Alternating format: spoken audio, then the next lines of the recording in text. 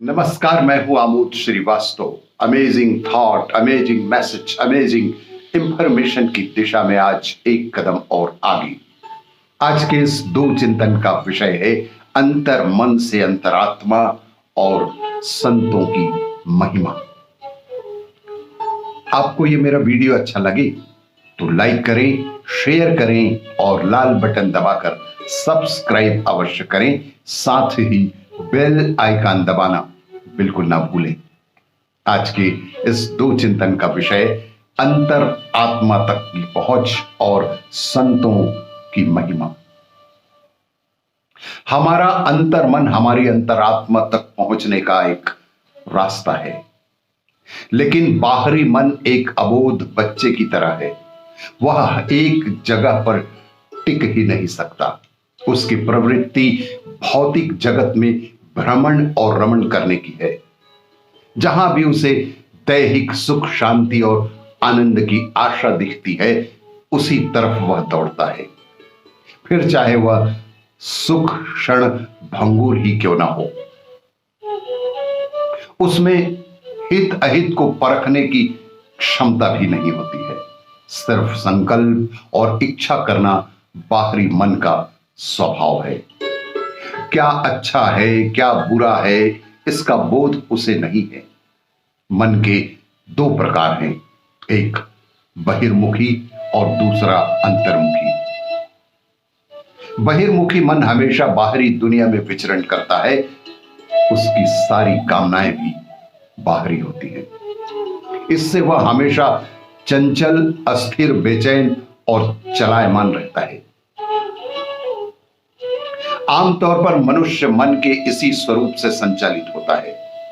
उसका मन हमेशा बाह्य प्रकृति, प्रवृत्ति और परिवेश पर ही नियंत्रण करना चाहता है, मगर हर चीज को अपने ही हिसाब से करने की आशा और कोशिश में वह ज्यादातर अशांत, दुखी और परेशान रहता है।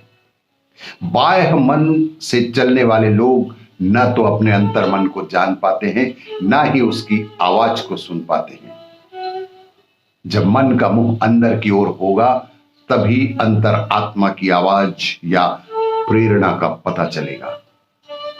अंतरात्मा की आवाज के मुताबिक चलने वाला व्यक्ति पहले अपने मन को शांत और स्थिर बनाता है। उससे उसकी अपनी स्थिति दृढ़ और प्रभावशाली बन जाती है। वह विचलित नहीं हो सकता, तभी अंतर मन अंतर आत्मा तक पहुंचने का मार्ग भी प्रशस्त होता है। आज के इस दूसरे चिंतन का विषय संतों की महिमा। रामचरितमानस के रचयिता तुलसीदास जी ने संत समाज को चलते फिरते एक तीर्थ राज की संज्ञा दी है, जो शरीर के रहते ही धर्म, अर्थ, काम, मोक्ष देने वाला है। उनका तो यहां तक कहना है कि संतों की संगति के बिना व्यक्ति में विवेक हो ही नहीं सकता है। जब साक्षात प्रभु राम कृपा करते हैं, तभी सच्चे संत मिलते हैं। संतों की महिमा पारस जैसी होती है, जो लौह रूपी मूर्ख मनुष्यों को भी सोने जैसा बना सकने में समर्थ होते हैं। बाद में उन्होंने पीछा छुड़ाने के लिए दुष्टों को भी प्रमाणित किया। इसी क्रम में उन्होंने दुष्टों का भी सम्मान किया, उन्हें प्रणाम किया। गोस्वामी जी कहते हैं, जड़ चेतन गुण दोषमय विश्व कीन करतार, संत हस गुह गहिम पय परिहरि बरी विकार। विधाता ने गुण दोष दोनों को मिलाकर इस संसार की रचना की है। इसमें संत ही ऐसे हैं जिनके पास नीर और क्षीर विवेक की ताकत है। जैसे हंस दूध में से पानी को अलग करके उसमें से दूध पीता है, ठीक उसी प्रकार संत भी दोषों को अलग करके उसमें से उपलब्ध गुण का ग्रहण करते हैं। उन्होंने शिक्षा भी दी है कि यदि ऐसे विवेक चाहिए तो संतों के साथ रहो। गोस्वामी जी के मुताबिक मनुष्य को सुसंग और कुसंग की भला बुरा बनता है, इसका भान, इसका ज्ञान होना चाहिए। जैसे घर मंदिर भी हो सकता है और युद्ध का मैदान भी बन सकता है। गोस्वामी तुलसीदास जी ने भौतिक सुखों से भरे इस संसार में आत्म सुख के लिए रामचरितमानस की रचना की।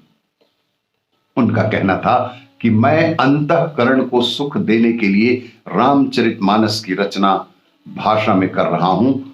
इन्होंने इसे धर्म, अर्थ, काम, मोक्ष को भी दाता बताया है।